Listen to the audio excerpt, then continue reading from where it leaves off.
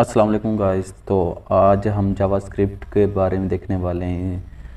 JavaScript को कैसे कैसे यूज़ कर सकते हैं। जिस तरह हमने लास्ट वीडियो में जावास्क्रिप्ट का इंट्रोडक्शन देखा था, तो आज हम देखेंगे कि हम जावास्क्रिप्ट को कहाँ कहाँ यूज़ कर सकते हैं, वेयर टू यूज़, और किस तरह से हम यूज़ कर सकते हैं। इसके लिए मैं सबसे पहले एक फ़ाइल बनाता हूँ। तो फाइल का नाम home.html रख देते हैं। फाइल क्रिएट कर लेने के बाद सबसे पहले हम देखें हेड टैग के अंदर किस तरह से यूज़ कर सकते हैं, और उसके बाद हम देखेंगे कि हम बॉडी के अंदर किस तरह से यूज़ कर सकते हैं। तो सबसे पहले हम देखेंगे कि जब हेड टैग के अंदर कैसे हम जावास्क्रिप्ट को यूज़ कर सकते हैं। उसके लिए मैं सिंपल एक h2 का टैग बना लेता हूँ। इसके अंदर मैं लिख देता हूँ जावास्क्रिप्ट हेड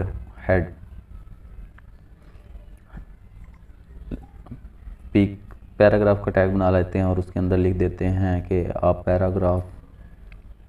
पैराग्राफ इसको एक आईडी साइन कर देते हैं। आईडी हम कह दें डेमो के नाम से।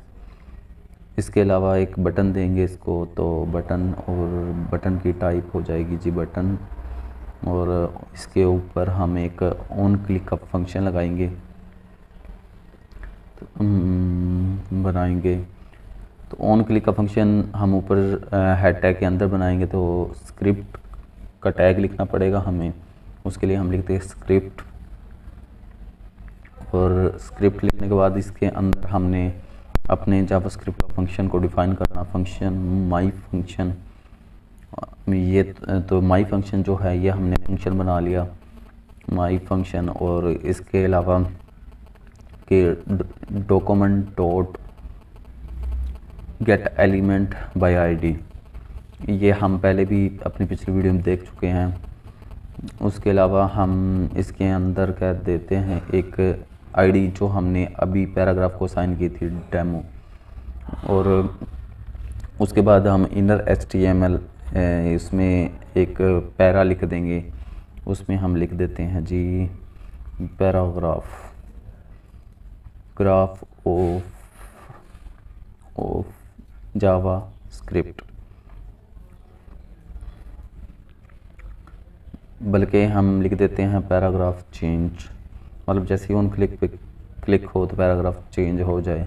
तो इस तरह हमने ऑन क्लिक का फंक्शन डिफ़ाइन करना है। तो उसके लिए माई फंक्शन जो हमने बनाया, माई फंक्शन, इसको डिफ़ाइन कर लेता हूँ।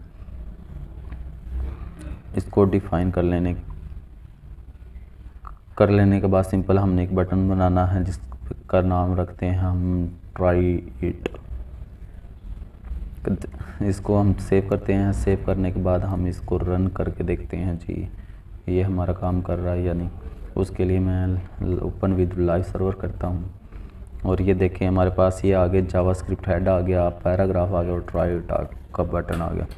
जैसे ही हम ट्राई इट पे क्लिक करें तो हमारा जो अब पैराग्राफ है वो चेंज हो जाना चाहिए। पैराग्राफ जो चेंज हमने लिखा था, जो हमने फिर जावास्क्रिप्ट के फंक्शन के अंदर डिफ़ाइन किया हुआ पैराग्राफ चेंज, तो इसके साथ ये चेंज हो जाना चाहिए। देखते हैं कि ये चेंज होता है नहीं। क्लिक किया तो देखें पैराग्राफ चेंज हो गया है। इसका मतलब है कि हमारे हेड टैग के अंदर जो जावास्क्रिप्ट है वो काम कर रही है।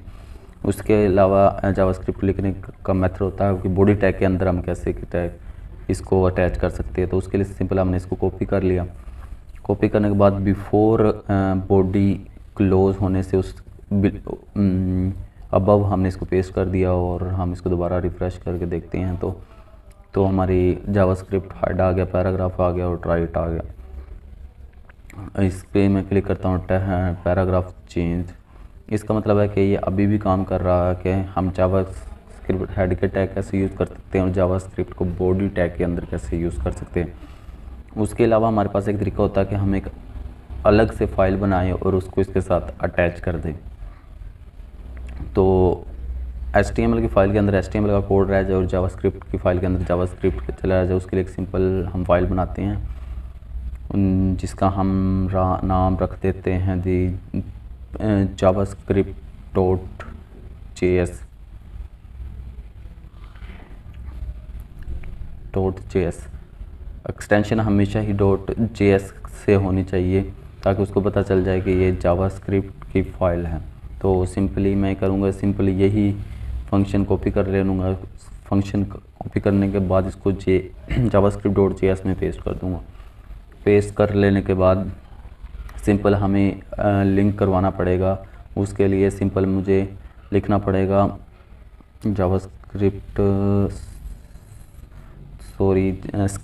स्क्रिप्ट का मतलब सोर्स लिंक हमने इसको अटैच करना, तो स्क्रिप्ट सोर्स, तो उसमें हमारे जो फाइल का नाम होगा वो डिफाइन कर देंगे, जो हमारा जावास्क्रिप्ट.js।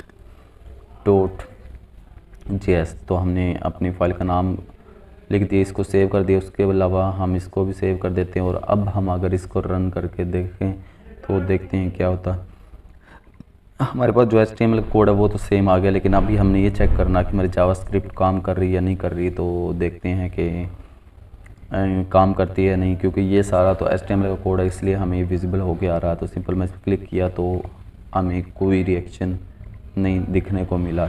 इसका मतलब ये है कि जावास्क्रिप्ट काम नहीं करी। तो इसकी वजह यह है कि जब भी हम जावास्क्रिप्ट को अलग से एक्सटेंशन में डिफ़ाइन करते हैं तो हमने स्क्रिप्ट का जो टैग है वो नहीं लिखते, क्योंकि वो ऑलरेडी जावास्क्रिप्ट होती है, तो इसलिए नहीं लिखते। हम बॉडी के अंदर इसलिए लिखते थे हेड के अंदर, उसको पता चल जाए कि वो जावास्क्रिप्ट। अगर अब हम रन करके देखें तो अब ये रन होगा। तो सिंपल हम इस पर क्लिक करते देखो पैराग्राफ चेंज, तो पैराग्राफ चेंज हो जाए। तो यही हम देखने वाले थे कि हम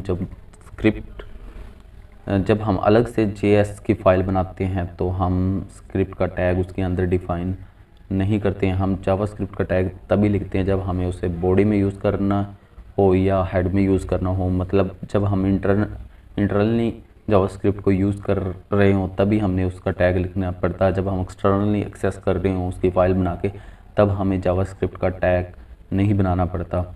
मैं उम्मीद करता हूँ आपकी वीडियो की समझ आ गई हो कि हम जावास्क्रिप्ट को मुख्तलिफ जगह पे किस तरह से यूज़ कर सकते हैं। Thanks for watching.